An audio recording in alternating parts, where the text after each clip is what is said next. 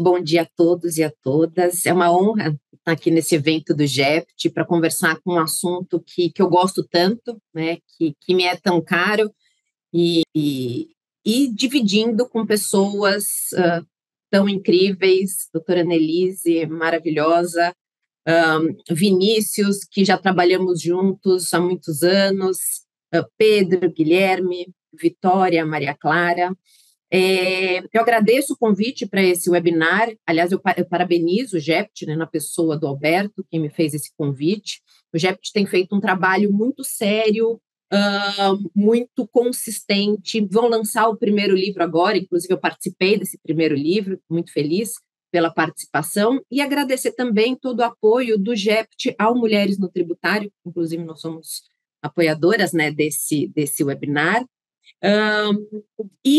Falar um pouco de reforma tributária no processo tributário é bastante importante, porque nós estamos tendo, aliás, deixa eu só projetar aqui, porque a doutora Annelise, que é uma inspiração como profissional, como mulher na liderança, é uma felicidade estar aqui, inclusive, com você.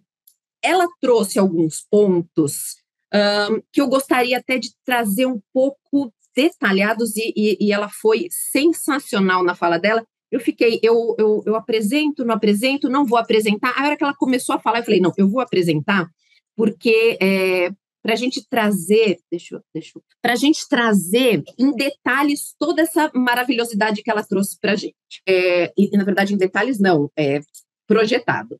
O que acontece nisso tudo? E nós estivemos, Mulheres no Tributário, teve a oportunidade de levar muitas coisas, muitas discussões para o Congresso, né? Nós fomos na Câmara dos Deputados, eu estive lá falando do PLP 68, depois nós estivemos no Senado, e a minha fala em todas essas oportunidades foi em relação ao processo tributário, né?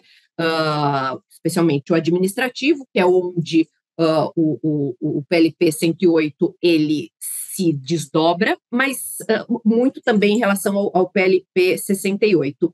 E algumas coisas que a gente tem trazido, eu trabalho há muitos anos, né, também mais de 20 anos com o processo, e algumas coisas, óbvio, a reforma tributária, ela é muito bem-vinda, a gente vem discutindo isso há muitos anos, é uma reforma possível, sim, mas existem algumas coisas que nos preocupam bastante, né, em como vai ficar isso. Eu acho que a fala do Vinícius também foi muito pertinente em relação à necessidade da gente entrar com o VAT, né, com o IVA, entrar nessa linha de padronização internacional. Tem muita coisa importante, né? Questão dos investidores, isso nos leva a um patamar diferente, mas especificamente em relação ao processo, tem muita coisa que a gente precisa olhar com lupa e em detalhes, porque algumas coisas preocupam bastante e a harmonização é uma delas, né? Então, a gente tem aqui algumas questões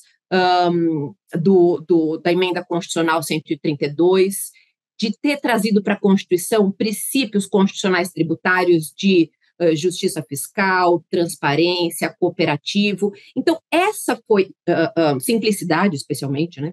Essa foi sempre a ideia do legislador constituinte, trazer simplicidade, transparência, justiça fiscal, como base de uma reforma tributária, justamente para reduzir uma complexidade na tributação, como o Vinícius falou.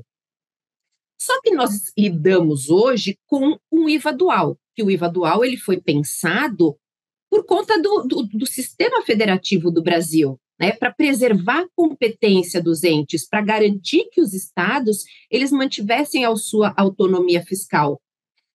Não me parece que a ideia do legislador, e eu tenho escutado muitas pessoas contrárias a isso, muitas favoráveis, mas muito contrárias também, falando, olha, o IVA, o legislador ele sempre quis que houvesse dois tributos.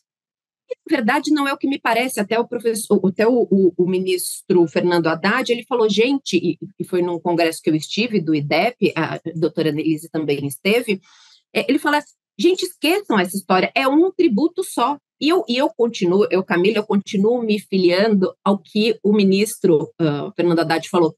É um tributo só.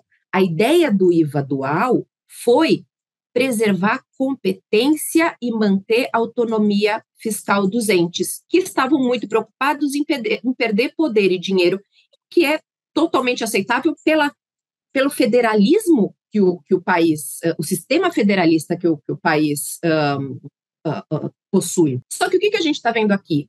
Uma grande alteração no nosso direito material tributário, né, com a implementação de IBS, CBS, IS, extinção de tributos. Só que o que a gente está vendo é que o nosso direito processual ele não está acompanhando essa profunda mudança. Isso é muito preocupante. O contencioso administrativo que a CBS vai ter e que o IBS vai ter, ele precisa seguir esses mesmos objetivos do legislador da Emenda Constitucional 132 de transparência, simplicidade, justiça fiscal, para garantir justamente previsibilidade e segurança. E aqui eu trouxe um pouco, né, da questão do IBS e da CBS, de terem mesmos fatos geradores, mesmas regras fundamentais. Essa identidade que foi pensada pelo legislador e que o ministro Fernando Haddad diz, gente, é um tributo só, o que a gente buscou? A simplificação do sistema tributário. O que o nosso contencioso administrativo, judicial, o que a solução de controvérsia ela tem que ter como premissa? Qual é a base maior? É a simplicidade. Então, a formatação do nosso contencioso, se não seguir a simplicidade, vai tornar a letra morta todos aqueles princípios que estão lá no artigo 143, parágrafo 3º da Constituição Federal. Aqueles princípios, eles vão servir unicamente para todas as nossas discussões pararem no STF, porque também é o que vai acontecer, mas isso é uma outra discussão que eu nem vou entrar aqui, né? Que essa é uma preocupação absurda minha, e eu estava com o Everardo Maciel, o professor Everardo Maciel, na semana retrasada. Ele falou, Camila, pelo amor de Deus, eu estou desesperado aqui de terem colocado esses princípios lá que vai acabar tudo no STF. Mas isso não é o caso agora.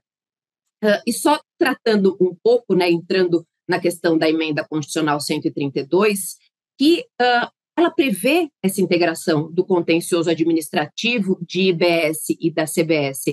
Ela não traz um formato fechado, só que se a nossa base é a simplicidade, a gente tem que pensar na integração, a gente tem que pensar na harmonização.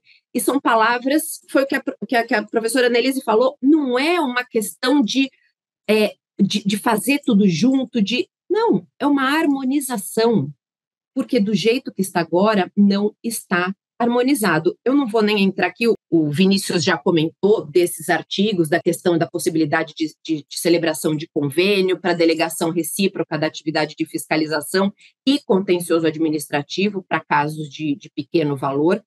Não acredito que deva ser assim. Para mim, precisaria de uma possibilidade de celebração de convênio para delegação recíproca das atividades de fiscalização, das atividades de contencioso administrativo. Por quê? E aí é onde eu entro, onde me pega muito. Questão da simplificação. Por quê? O PLP 68, ele prevê a manutenção das estruturas de fiscalização e processo administrativo que a gente já tem hoje, Receita Federal e CARF. O IBS, e no PLP 108, ele monta todo um contencioso administrativo embaixo do comitê gestor. Então, toda essa estrutura de fiscalização e julgamento vai ser da administração fazendária de estados e municípios. O que a gente tem aqui, a estruturação de fiscalizações e contenciosos completamente diferentes para a IBS e para a CBS, e com o agravante de que o PLP 68, eu não sei se talvez não foram a fundo em tudo que estava acontecendo, mas assim, a gente vai ter uma estrutura de julgamento nos 27 estados, e aí o PLP 108 ele fala que a primeira instância serão 5 julgadores, uma segunda instância paritária com 9 julgadores, uma terceira instância de uniformização sem paridade disseram que iam modificar, eu acho que isso ainda não foi modificado, eu tinha visto isso na semana passada, de 9 julgadores. A hora que a gente vai fazer conta, minha gente, com a estrutura que foi desenhada, uma estrutura mínima de contencioso administrativo do IBS vai partir de 387 julgadores. E as contas estão aqui, ó, 27 estados, 5 julgadores em primeira instância, 9 julgadores em segunda instância, mais 9 julgadores de uma instância de uniformização. Isso foi um dado que nós trouxemos. Quem fez essa conta aqui maravilhosamente foi a Suzy, uma querida que foi com a gente também para a Câmara, também para o Senado, inclusive essa conta é dela, e essa conta, se a gente tiver só em cada estado uma Câmara de julgamento de primeira instância, uma Câmara na segunda, e a instância de uniformização. São 387 julgadores. Então, assim, a simplicidade aqui, ela começa a cair por terra no contencioso, pelo menos do IBS. E aí, para finalizar, eu trouxe alguns exemplos, e a doutora Annelise, ela foi cirúrgica a hora que fala que o PLP e o 108, eles não se conversam, porque eles não se conversam mesmo, e aí por isso que foi a hora que ela falou isso que eu falei, eu decidi apresentar, e a apresentação que eu tinha feito, porque alguns exemplos muito simples da não simplicidade que a gente vai ter, com o seguinte sentido, e mostrar como eles não se conversam. A hora que eu falo de contagem de prazos, né, o PLP 68, na verdade, a legislação, né, o 70235, é que o PLP 68 eu penso muito em CBS e o PLP 108, o IBS, porque o PLP 68 ele fala que vão ser mantidas as mesmas estruturas. Né? Para a CBS, o que vai acontecer? Prazo contínuo, contagem de prazo contínuo. No PLP 108, ele fala que o IBS vão ser dias úteis, né? E isso, o que também a doutora Annelise falou, esquecendo todo o trabalho que foi feito pela comissão de juristas, encabeçado pela ministra Regina Helena Costa, são 3 coisas que não se conversam, né? Prazo de defesa para a CBS vão ser 30 dias. Se a gente olhar o IBS, vão ser 20 dias. Apresentação de provas, 70235, a gente consegue apresentar prova, hoje em dia, por exemplo, no CARF, depois da impugnação. A gente mostra, olha, essa perícia foi feita dessa forma, né? Todas as provas a gente consegue interpor e consegue fazer, por exemplo, com o que o CARF aprecia.